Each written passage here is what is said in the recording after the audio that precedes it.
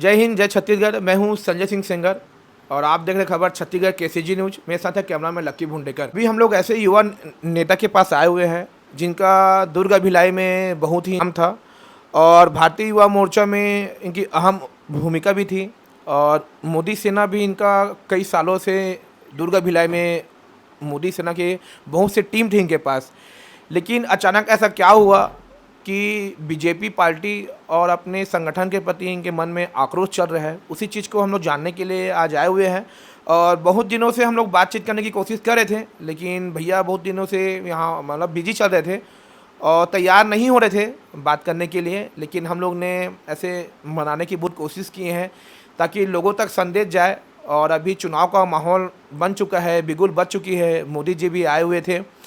आने वाले विधानसभा में युवा के प्रति क्या एक आक्रोश रहेगा, पार्टी के प्रति एक क्या एक रणनीति रहेगी, वो चीज़ को हम लोग जानने के लिए आए हुए हैं और हम लोग से उनसे जो भी इनके मन की बात है उनको हम लोग जानने की कोशिश करेंगे।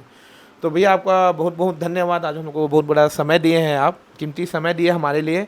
तो आपका नाम जानना चाहूँगा मैं वरुण जोशी, पूर्व में भारतीय जनता युवा मोर्चा में जिला उपाध्यक्ष और जिला मंत्री भी रहा हूँ। और ख़ासकर मोदी आर्मी संगठन जो हमने शुरुआत की थी, जी मोदी जी को प्रधानमंत्री बनाने की एक संकल्प लेके सब युवा एकत्रित हुए और एक युवाओं को ही एकत्रित करने का ये संगठन था मोदी आर्मी। जिसे लेके प्रदेश में और जिले भर में हमने टीम बनाई और 2022-21 तक हम सक्रिय रहे। मैंने देखा था भैया, आपसे मेरा परिचय हुआ था जब मैं शंकराचार्य मेडिकल कॉलेज में उस समय एडमिशन लिया था। उस समय वहाँ की रोड बहुत ख़राब थी, आने जाने के कोई रास्ता नहीं था। उस समय आप लोग ने बहुत बड़ा चक्का जाम का आंदोलन किया था। उसके बाद से आपसे मेरा परिचय हुआ था। उसके बाद से मैं देखा हूँ कि दुर्ग में एक उभरते हुए सितारे थे आप, युवा जोश था और आपके बहुत सारे ऐसे टीम थे। हमेशा आपके आने के बाद मेरे को लग रहा है कि दुर्ग भिलाई में आपने ऐसे बहुत सारे काम किए हैं, दंगा रैली निकाले हैं और ऐसे बहुत सारे ऐसे काम भी किए हैं, सिनाट महोत्सव भी किए हैं। और देखा हूँ कि आपके टीम में भी अच्छे अच्छे लीडर थे, युवा जोश था और कई उभरते हुए आपने टीम तैयार किए हुए थे। लेकिन अचानक ऐसा क्या हुआ, ऐसा क्या आक्रोश हुआ, वो चीज़ को हम लोग आज जानने के लिए आए हुए हैं। शुरू से बताया कि ऐसा मेहनत आपका जो आप टीम तैयार किए थे, अचानक वो टीम मतलब सोच सकते हैं बन के कगार में है। तो आप कुछ उसके बारे में बताए भैया। नहीं, बन के कगार में नहीं, अब तो हमने पूरी बंदी कर दी वो मोदी आर्मी संगठन को। अच्छा।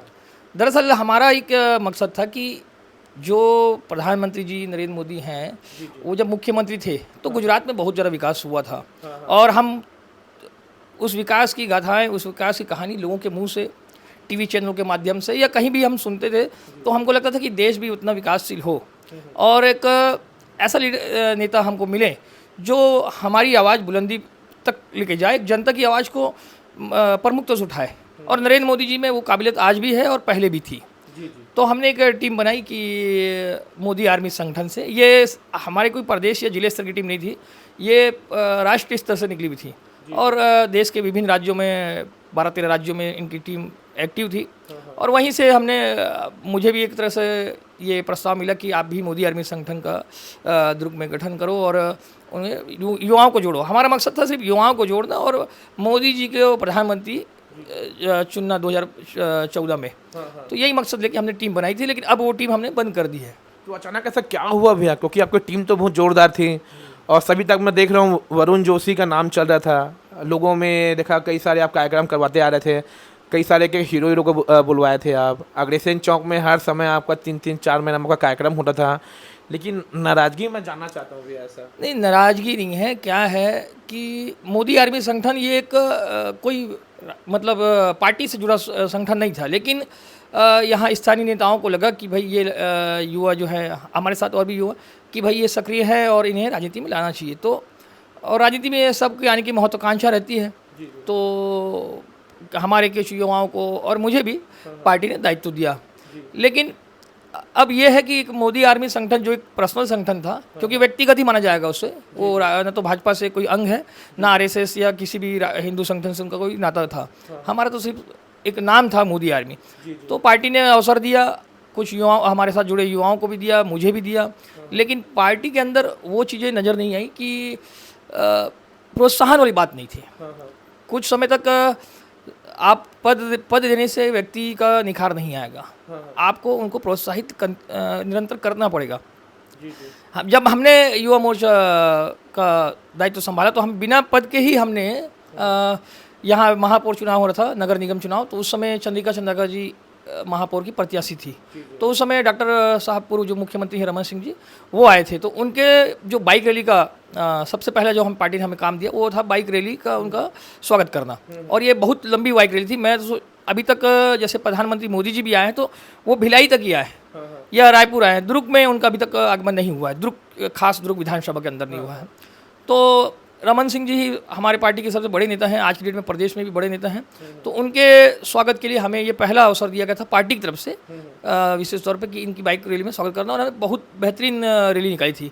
तब से हमने पार्टी के यहाँ जो वरिष्ठ नेता हैं, शीर्ष नेता, स्थानीय नेता हैं, संगठन के नेता हैं, उनके नज़रों में आए और मौका दिया। लेकिन जब वो मौका सिर्फ पद देने से नहीं होता, आपको निरंतर प्रोत्साहित करना ही पड़ता है। और वो पार्टी की किसी स्थानीय नेता ने नहीं चाहा कि हम जिस हिसाब से काम करते हैं हमें प्रोत्साहित किया जाए। तो भैया आपको ऐसा कहीं लगता नहीं कि अभी आने वाले विधानसभा चुनाव हैं, लोकसभा चुनाव आने वाले हैं, और आप देख सकते हो कि अभी बीजेपी का मेरे को लगता है कि छत्तीसगढ़ में बहुत मतलब नज़र ही नहीं है, बहुत सारे प्रयास किए जा रहे हैं, और आप जैसे युवा नेता को अगर छोड़ रहे हैं तो पार्टी के लिए बहुत बड़ी नुकसान नहीं होगा ये? नहीं, पार्टी तो देखो, मेरे आने से पहले से पार्टी है, 1980 से पार्टी चली आ रही है और आज 2023 चल रहा है। पार्टी कभी किसी की इंतजार में नहीं रहती कि वो किसी गाने से मजबूत हो या किसी गाने से कमज़ोर हो। ये भाजपा जो है कैडर पार्टी, जमीनी स्तर के कार्यकर्ताओं की पार्टी है ये। तो इसमें मेरे आने से या जाने से कोई फर्क नहीं पड़ता है, क्योंकि मैं तो एक तुच्छ कार्यकर्ता भी नहीं था पार्टी के लिए, सामान्य से और सामान्य कार्यकर्ता हूँ। मेरे से बहुत ज़्यादा वरिष्ठ हैं और बहुत ज़्यादा अनुभवी लोग पार्टी में हैं, और मेरे आने जाने से पार्टी कोई फर्क नहीं पड़ने वाला है। तभी आप कहीं महसूस किए होंगे आपके मतलब पार्टी से मतलब जो भी है आपके मन में पार्टी के प्रति जैसे आक्रोश रहा होगा, आपके शांत होने के बाद ऐसे बहुत सारे कार्य जो है शांत हुए हैं, तो ऐसा कहीं आपको लग रहा होगा ना कि आपके जाने के बाद या पार्टी में नहीं रहने के बाद आपके जो युवा टीम है उन लोग की भी नाराजगी होगी मन में, चाह के भी पार्टी में नहीं जा रहे होंगे वो लोग? देखो, पहले ही कहा कि भाई ये व्यक्तिगत विचारधाराओं की या व्यक्तिगत सोच की हमने संगठन बनाया था, और हमने क्या राष्ट्रीय स्तर से बना था। तो हमारा तो मकसद वहीं ख़त्म हो गया जब 2014 में प्रधानमंत्री मोदी जी चुन लिए गए। तो हमारा तो मकसद था ही नहीं। लेकिन अब रही बात पार्टी की, तो हमारे कई युवा हैं जिनको पार्टी के नेता क्या पार्टी के कार्यकर्ता भी पहचानते नहीं थे, उनको हमने लाया और आज पार्टी में जिला संगठन में काम कर रहे हैं, कुछ प्रदेश में भी काम कर रहे हैं। तो ये अच्छी बात है कि उसमें युवा, कम से कम हमारे लाए हुए युवा भाजपा में हैं। कहीं कहीं देखा जा रहा है भैया कि अभी जब से कांग्रेस की सरकार आई है उसके बाद जैसे बोल रहे हैं छत्तीसगढ़वादी जैसे चल रहे हैं, छत्तीसगढ़िया, ओबीसी, ये सब चल रहा है, कहीं कहीं आपके नाराजगी इसमें देखा तो नहीं जा रहा है? नहीं, ये नैरेटिव और प्रोपेगेंडा है जो स्थानीय जो सरकार होती है, सत्ता दल होती है। जैसे राष्ट्रीय स्तर पे हिंदुत्व की बात चल रही है। प्रधानमंत्री किसी एक व्यक्ति का नहीं होता, प्रधानमंत्री सारे देशवासियों को होता है, उसके लिए सभी सामान्य हैं। आपको याद होगा 2002 में जब दंगे हुए थे, गुजरात दंगे, तो प्रधानमंत्री मोदी जी गुजरात गए थे, प्रधानमंत्री अटल जी गुजरात गए थे, तो मोदी जी के साथ एक कॉन्फ्रेंस की थी। उसमें उन्होंने कहा था कि जो राजनेता है उसको राज धर्म का पालन करना चाहिए। तो मोदी जी ने भी धीरे से कहा था कि हम पालन कर रहे हैं, लेकिन अटल जी को पता था कि ये राज धर्म का पालन नहीं किया जा रहा है। देखिए, जो भी राजनेता होते हैं वो प्रतिनिधि है, नीतिपति नहीं है। नीतिपति केवल ईश्वर है, वो तय करेगा कि कौन क्या है, कौन अच्छा है, कौन खराब है, किसके कर्म कैसे हैं। लेकिन राज प्रतिनिधि के पास ये अधिकार नहीं है कि कौन कितना है।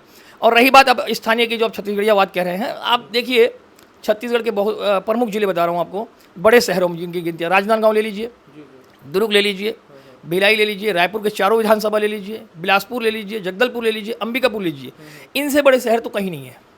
मतलब हमारे प्रदेश में इनसे बड़े शहरों की गिनती नहीं होती होगी। तो इन सभी जिलों में, इन सभी प्रमुख शहरों में एक भी व्यक्ति ऐसा नहीं है जो मूल छत्तीसगढ़ी को कहलाए। सारे विधायक जो चुन के आए हैं वो कहीं ना कहीं, कोई 20 साल पहले आया, कोई 50 साल पहले या कोई 100 साल पहले आया। तो ये सिर्फ एक प्रोपेगेंडा है, नैरेटिव फैलाया जा रहा है कि भाई छत्तीसगढ़ियावाद प्रदेश में चल रहा है या छत्तीसगढ़ियों को ही अहमियत दी जा रही है, ऐसा नहीं है। अब आप देखिए भाजपा में एक बहुत बड़ा मुद्दा उठाया जा रहा है कि ओबीसी वर्ग। आप याद करें 2018 में 13 साहुओं को टिकट दिया गया था।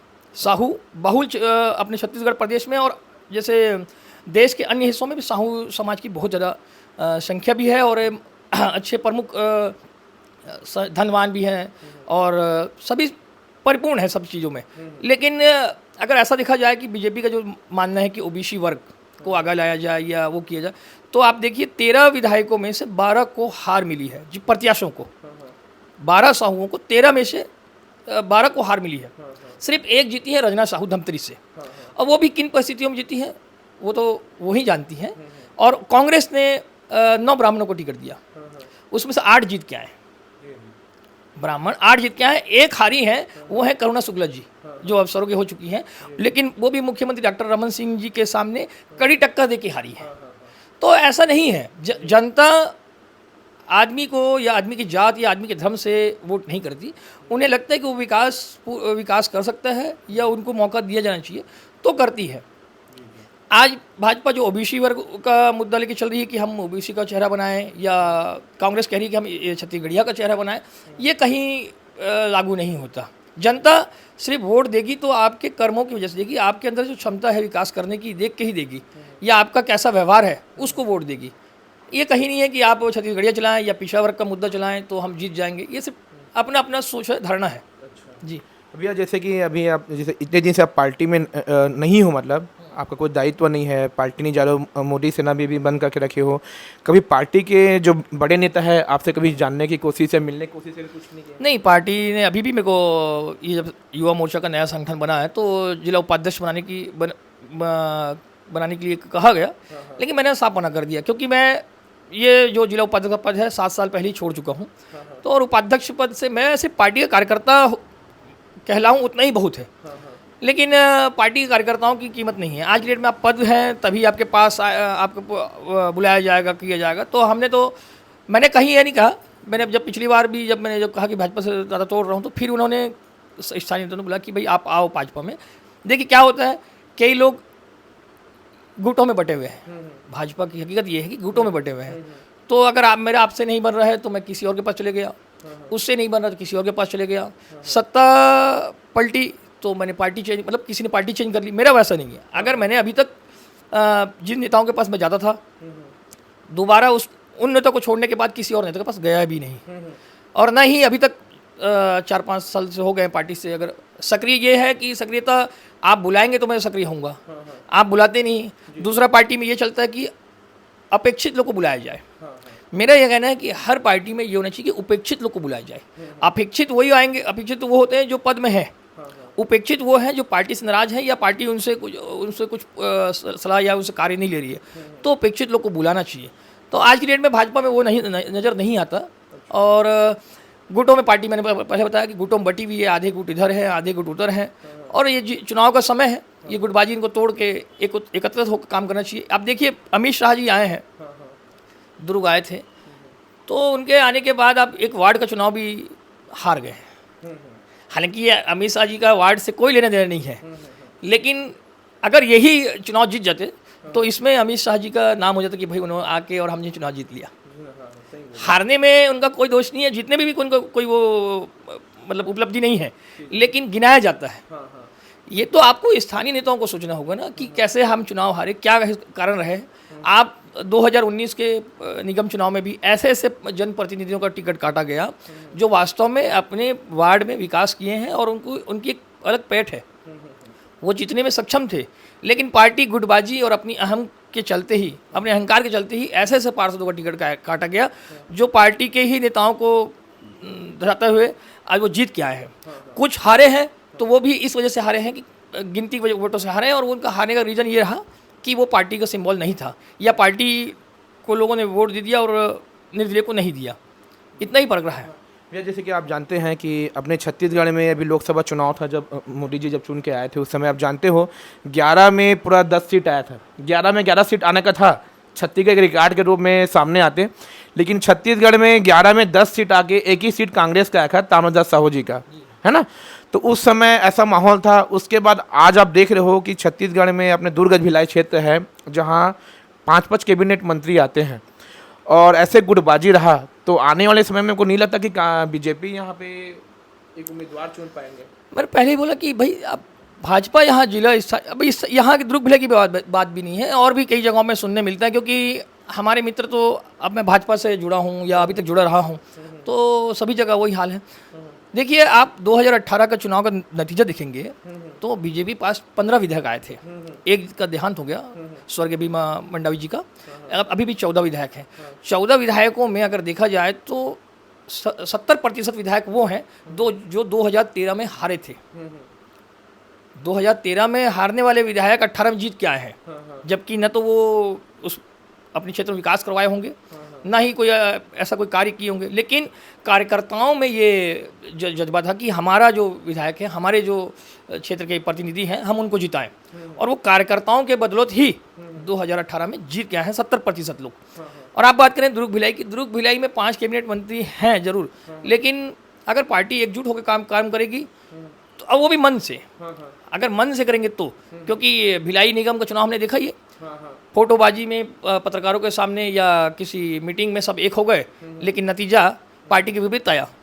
तो मन से एक होना पड़ेगा, दिखाने की वजह से तो दिखावा करके ही कि हम एक है तो पार्टी जीतने में सक्षम नहीं है। आज दुर्ग में भी यही विधानसभा यही है कि अरुण वोरा जी अभी सिटिंग एमएलए हैं, तो संभवतः वही प्रत्याशी होंगे कांग्रेस का, लेकिन दुर्ग भाजपा के प्रत्याशी कौन है?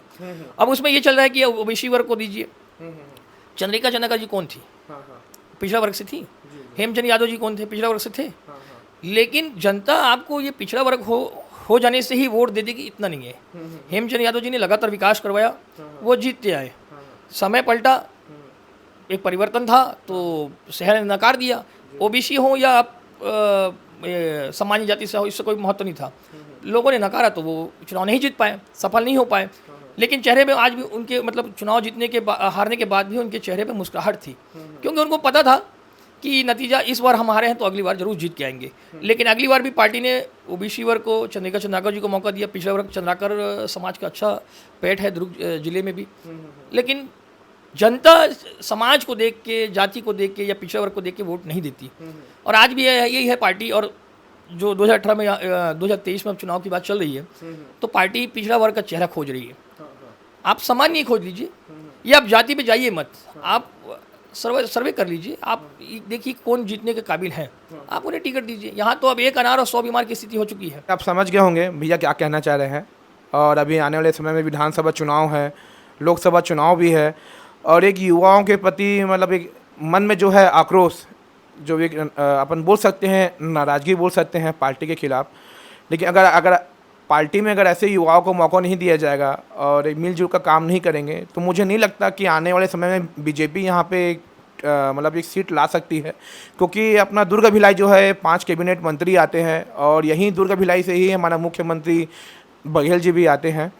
और आने वाले समय में देखते हैं कि पार्टी किस हिसाब से एक चुनावी रणनीति तैयार करती है, एक युवा टीम कैसे रखती है। नमस्कार।